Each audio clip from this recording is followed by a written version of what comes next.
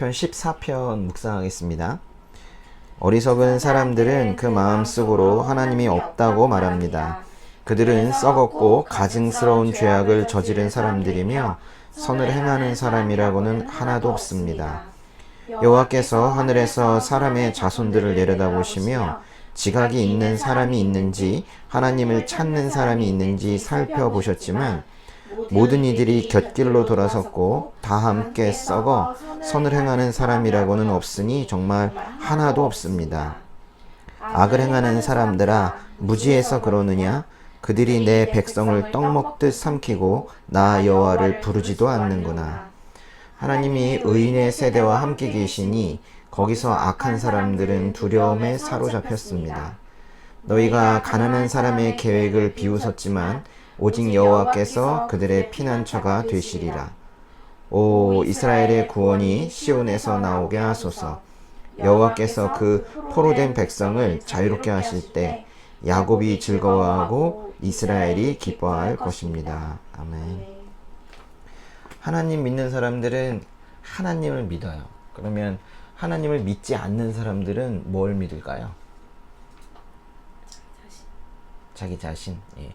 아무것도 믿지 않고 자신의 행동을 할 수 있는 사람은 없습니다. 하나님이 아니더라도 뭔가 믿는 구석이란 말이죠. 믿는 구석이 있으니까 그것에 기대어서 또는 그것을 기대하고 그 행동을 하는 거예요.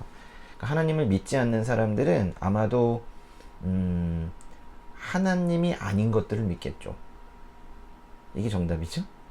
하나님을 믿는 사람들은 하나님을 믿고 하나님을 믿지 않는 사람들은 하나님 아닌 것들을 믿습니다. 하나님 아닌 것들을 믿는 것을 우리가 우상숭배라고 하는데요. 성경에서 가장 악한 죄로 분류되는 게 바로 우상숭배입니다. 하나님 아닌 것에 인생 걸고 있으면 이게 우상숭배라고요. 하나님 안 믿는다라는 게 중립적인 것이 아니라 하나님 안 믿는다는 것은 그냥 별게 아닌 게 아니라는 거예요. 그것이 우상숭배이고 성경에서 말하는 가장 큰 죄라는 겁니다. 그런 사람들은 1절에 보시면 하나님이 없다고 합니다. 하나님이 없다고 생각해서 하나님을 믿지 않는 사람들이 있죠. 우리 흔히 철학적 개념에서 무신론자라고 하는 사람들. 그런 사람들은 몰라서 그러는 거니까 빨리 하나님 살아계시다는 거를 알려줘야 됩니다. 그러니까 하나님을 그러니까 지적으로는 모르는데 마음으로는 믿는다. 이런 건 없어요. 모르면 못 믿어요. 그래서 이제 하나님 모르는 사람들은 절대로 하나님을 믿을 수가 없습니다. 그럼 이제 하나님을 알고 있는 사람들이 있죠. 하나님을 이제 지적으로 알고 있는 사람은 마음으로 믿을 수가 있는가? 여기도 이제 두 부류가 있겠죠. 지적으로도 하나님을 알고 하나님을 믿기도 하는 사람이 있겠고, 또 한 부류는 지식적으로는 하나님을 아는데 그 하나님을 마음으로는 믿지 못하는 사람 있겠죠. 잘 보세요. 하나님을 모르는 사람은 무조건 못 믿어요. 하나님을 아는 사람도 알면서 믿는 사람이 있고 아는데 못 믿는 사람이 있다는 거예요. 그러니까 몰라서 못 믿는 사람이 있고 아는데 못 믿는 사람이 있어요. 누가 더 나쁘냐? 누가 더 처참한 상황이냐? 그런 거 뭐 따질 필요가 없습니다. 그러니까 왜냐하면 둘 다 모두 마귀에게 눈이 가려졌거나 또는 마귀의 속음으로 인해서 복음이 들어와도 그걸 복음으로 제대로 받아들일 수 없는 사람들이거든요. 이거는 모두 그 창조주 하나님을 인정하지 못하는 겁니다. 인정하지 않는 거죠. 그러니까 하나님이 없다고 말하든 하나님은 있겠지만은 나는 못 믿겠다라고 말하든 그건 진짜 하나님이 있다고 생각하지 않는 거거든요. 그러니까 진짜 하나님을 만났다면은 사실은 진짜 하나님을 못 믿을 수는 없거든요. 아니 그 존재에 대해서 경험을 했는데 어떻게 못 믿을 수가 있겠어요. 내가 직접 그냥 사람이라도 현실에서 진짜 사람을 만났는데 난 그 사람이 이 세상에 있다는 걸 못 믿겠다라고 말할 수 있어요? 그러니까 몰라서 못 믿든 아는데 못 믿든 모두가 실제로는 다 하나님이 없다고 말하는 거예요. 그러니까 시편 14편 1절 같이 다시 한번 읽겠습니다. 어리석은 사람들은 그 마음속으로 하나님이 없다고 말합니다. 그들은 썩었고 가증스러운 죄악을 저지른 사람들이며 선을 행하는 사람이라고는 하나도 없습니다. 그러니까 여기에 쓰인 그 어리석다는 말의 히브리어 단어는 나발이라는 건데요. 그러니까 사무엘상 25장에 보면은 실제로 나발이라는 이름의 그 사람이 나오거든요. 그 유다 광야 마온이라는 지역에 살던 아주 욕심이 많은 그런 부자인데요. 그 아내의 이름은 아비가일입니다. 아비가일은 나중에 다윗의 아내가 되는데요. 근데 이 어리석다라는 이름을 가진 이 나발은 정말 어리석습니다. 거기서도 아예 성경에서도 정말 어리석다라고 말해요. 다윗이 그 나발의 양떼를 사람들을 시켜서 보호해 줬거든요. 그런데 그 대가를 요구를 했어요. 대가라는 게 그 양떼 보호할 때 같이 일했던 사람들 좀 먹을 것 좀 주라 뭐 이런 것들이었는데 그거를 거절을 하고 오히려 다윗을 욕했습니다. 모욕했어요. 그래서 다윗이 엄청 분노했죠. 그러니까 이 나발이라는 말, 어리석다는 말은 지능의 문제가 아닌 거예요.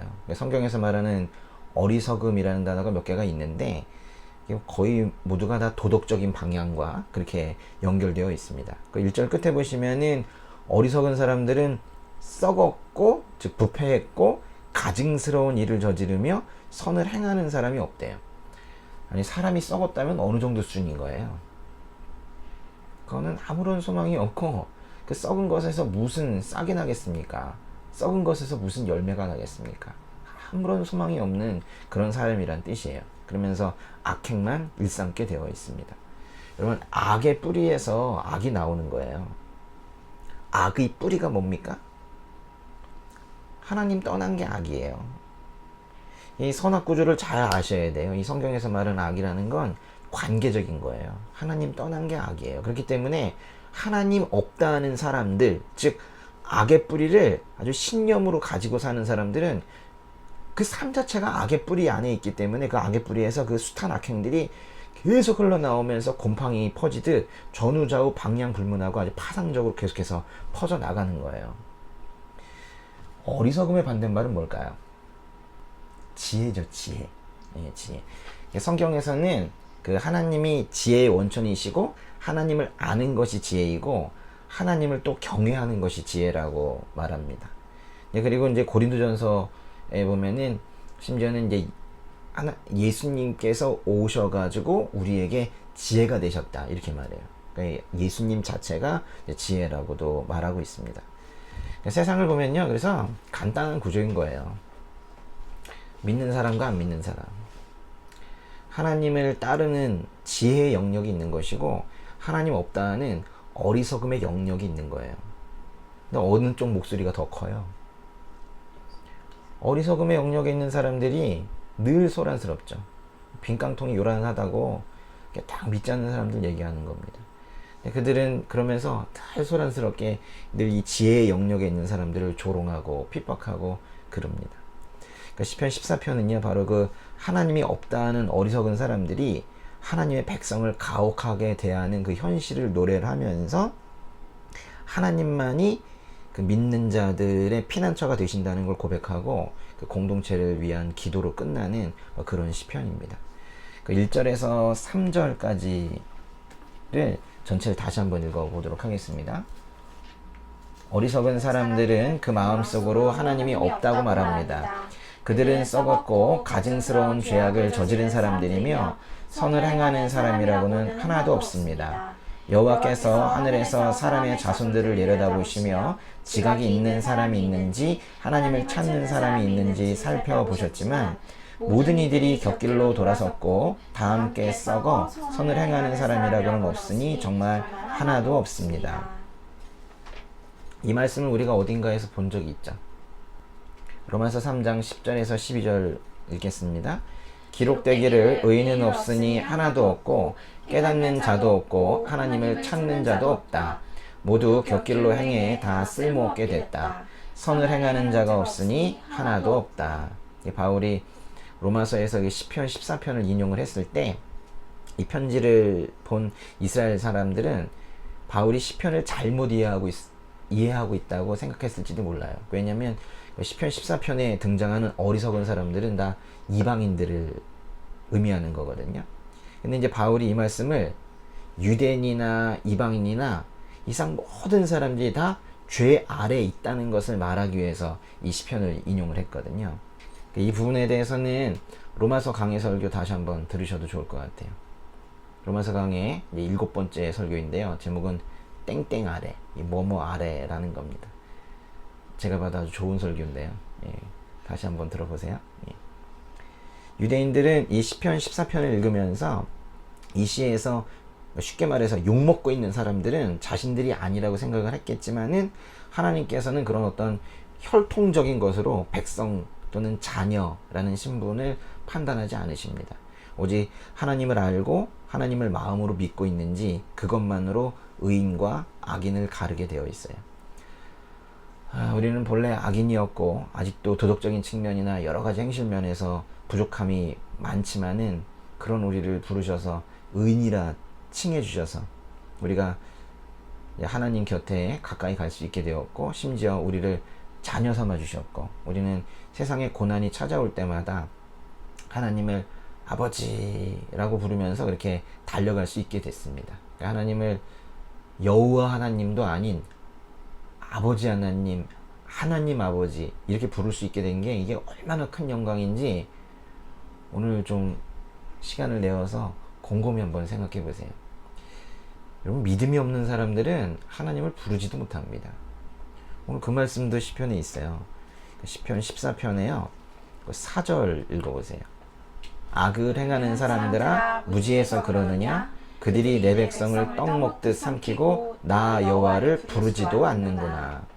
삶과 행복을 언약의 하나님께 의존하지 않고 연약한 자신에게 의존하거나 또는 사탄이 만들어 놓은 그런 거짓 시스템에 의존한다면 그 끝은 참혹합니다. 예. 세상은요, 두 종류의 사람밖에 없어요. 그 1절에서처럼 어리석은 사람과 그 반대에 지혜로운 사람, 2절에 그 하나님을 찾는 사람과 4절에 하나님을 부르지 않는 사람, 5절에 의인과 악한 사람. 6절에 보시면 가난한 사람이란 말이 있는데요. 그 가난한 사람은 하나님을 믿는 사람들을 말합니다. 여기 지금 핍박받는 구조이기 때문에 가난하다고 표현을 했는데요. 세상은 하나님 믿는 사람들을 비웃을지 몰라도 오직 하나님은 그 가난한 사람, 그 믿는 자들의 피난처가 되시고 7절에서처럼 그 가난한 자들, 믿는 자들을 포로된 상태에서 구해내신다는 거예요. 사람들은요, 종종 이런 말해요. 이분법적 사고를 가지고 살지 말래요.